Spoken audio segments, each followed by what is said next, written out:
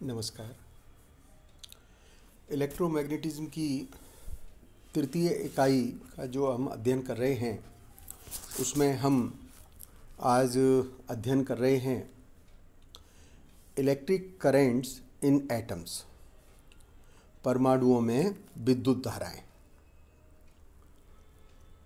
आप जानते हैं कि परमाणु में इलेक्ट्रॉन और प्रोटॉन स्थित होते हैं और प्रत्येक क्षण एक विद्युत द्विध्रुव की रचना करते हैं।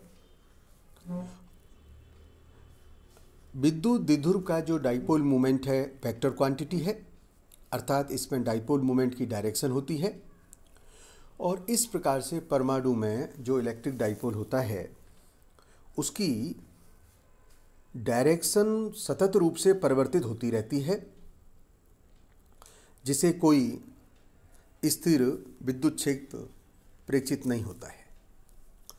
गतिशील आवेश चुंबकीय क्षेत्र उत्पन्न करता है, जैसा हमने आपको पहले डिस्कस किया लॉरेंज फोर्स में, और परमाणु में इस क्षेत्र के कारण औसत द्विध्रुव आघूर्ण का जो मान है वह शून्य नहीं होता।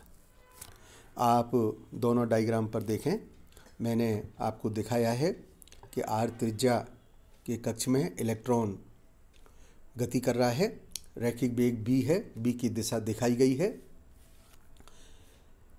आप देख रहे हैं कि नाभिकीय आवेश भी अपनी कक्षा में घूर्णन कर रहा है और इसका जो द्रव्यमान है वह इलेक्ट्रॉन की तुलना में अपेक्षाकृत बहुत अधिक होता है, इसलिए इसकी गति को हम नगण्य मान सकते हैं।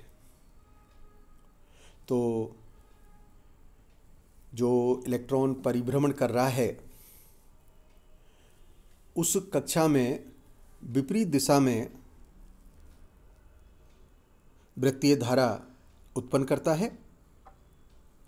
धारा का जो मान निकाला जाएगा वह आवेश बटा समय से निकाला जाएगा, क्योंकि आवेश प्रवाह की दर को हम धारा कहते हैं, इसलिए आवेश बटा समय धारा के मान को प्रदर्शित करता है और यह -E/T कहलाएगा। T यहाँ पर आवर्तकाल है, जबकि कैपिटल T दूरी बटा वेग के बराबर होगा, जिसका मान 2πr/b होगा। तो T के इस मान को प्रयोग करने पर जो वृत्तीय धारा हमको प्राप्त हो रही है उसका मान हो गया है I = -Eb/2πr, और मैंने इस वृत्तीय धारा जो उत्पन्न हुई है उस समीकरण को 1 के द्वारा दर्शाया है। अब ये वृत्तीय धारा एक मैग्नेटिक डाइपोल चुंबकीय द्विध्रुव के समान व्यवहार करती है। जब इसका व्यवहार चुंबकीय द्विध्रुव की तरह होगा तो निश्चित रूप से इसका एक चुंबकीय आघूर्ण होगा, जिसका मान μL = I1 से दर्शाया जाता है। μL = IA, I का मान हम समीकरण 1 से ले सकते हैं, I = -Eb/2πr।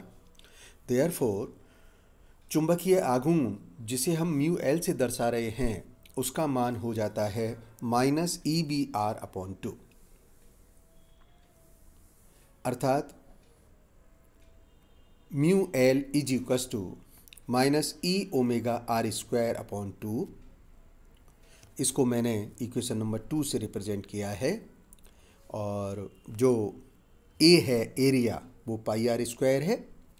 यह एरिया वृत्तीय धारा द्वारा जो बाउंडेड एरिया है, परिबद्ध क्षेत्रफल है, उसके मान को व्यक्त कर रहा है। तो हमने चुंबकीय आघूर्ण आपको बतलाया है और चुंबकीय आघूर्ण का मान -E⍵r²/2 है। पार्ट ए में कई बार चुंबकीय आघूर्ण पर वेरी शॉर्ट आंसर क्वेश्चन हमें मिलते रहे हैं। इस प्रकार से वृत्तीय धाराओं के लिए जो चुंबकीय आघूर्ण की दिशा है वो दाईं हथेली के नियम से तय की जाती है, जिसे कि मैंने चित्र बी में दर्शाया है। और यह कक्षा के तल के लंबवत नीचे की ओर है। आप चित्र 2 को देखें। चित्र 2 में चुंबकीय आघूर्ण की जो दिशा है उसको मैंने प्रदर्शित किया है। कक्षा में परिभ्रमण करते हुए इलेक्ट्रॉन में कोणीय संवेग भी होता है और हम कोणीय संवेग को कैपिटल एल से रिप्रेजेंट करते हैं। कैपिटल एल बराबर होता है आर क्रॉस पी। पी का मान रख सकते हैं, तो ये मान हो जाएगा एम आर क्रॉस बी, अर्थात capital L is equals to M B R unit vector. इस समीकरण में, जो समीकरण नंबर 3 है, इस समीकरण में एम इलेक्ट्रॉन का द्रव्यमान है और दक्षिणावर्ती पेच नियम के अनुसार कक्षा तल के लंबवत एकांक सदिश यूनिट वेक्टर एन ऊपर की ओर है। अतः एल की दिशा वृत्ताकार कक्षा तल के लंबवत ऊपर की ओर होगी। इस डायरेक्शन को भी मैंने जो चित्र बी है उसमें कैपिटल एल एंगुलर मोमेंटम की डायरेक्शन को दिखाया है। आप समीकरण नंबर 2 जो mu L equals to minus E omega R square by 2 है, और समीकरण नंबर 3 जो हमें प्राप्त हुई है capital L equals to M B R N, तो हम इस समीकरण कैपिटल एल का उपयोग करते हुए चुंबकीय आघूर्ण की समीकरण निकाल सकते हैं। और चुंबकीय आघूर्ण की जो समीकरण इस प्रकार से हमें प्राप्त होती है वह समीकरण है minus E by 2m of capital L. इस समीकरण में म्यू एल चुंबकीय आघूर्ण है, जबकि कैपिटल एल कक्षा में परिभ्रमण करते हुए इलेक्ट्रॉन का कोणीय संवेग है।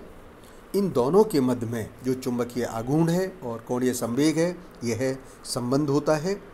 तो पार्ट ए में प्रश्न पत्र में इस प्रकार के प्रश्न चुंबकीय आघूर्ण क्या होता है और चुंबकीय आघूर्ण की समीकरण व्युत्पन्न करें पूछे जाते रहे हैं, जिसका हल आज प्रस्तुत है। धन्यवाद।